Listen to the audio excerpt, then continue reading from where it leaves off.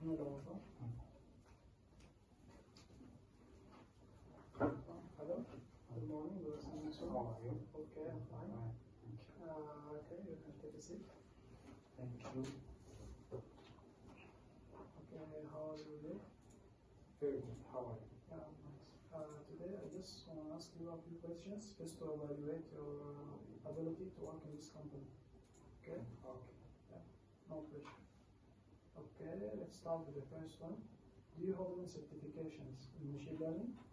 Yes, I hold certificates from AWS Machine Learning Certificate. I take a course where I completed machine learning from AWS, Okay. which covered the core machine learning techniques such as supervised and unsupervised machine learning, Okay. model evaluation, and feature engineering. This certification helped me to solidify my theoretical knowledge and gave me hands-on experience with various tools like skip-learning. Okay. Okay, that's very good. Which machine learning framework have you worked with, and can you describe your experience with any of them? PyTorch has been my goal to custom neural network architecture, Okay. as it offers a great flexibility and dynamic combination graphs. Okay. So PyTorch. Can you explain the difference between supervised and unsupervised learning? Well, supervised learning is where you train model on viable data, Okay. meaning the input data has known outputs.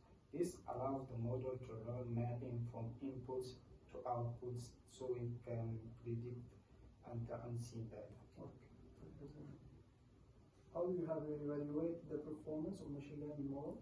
The evaluation depends on the type of the problem we were solving. Okay. For classification tasks, I commonly use metrics like accuracy, resistance, recall, and F1 score to evaluate the performance.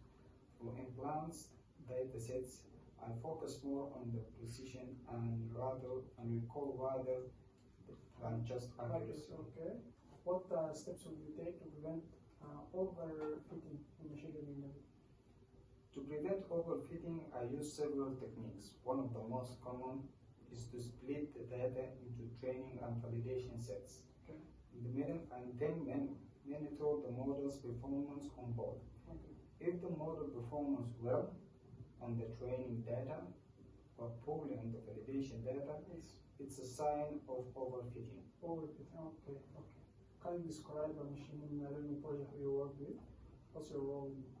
It's one of my recent projects. I developed a predictive maintenance model for an industrial client. The goal was to predict the machine failure based on sensor data.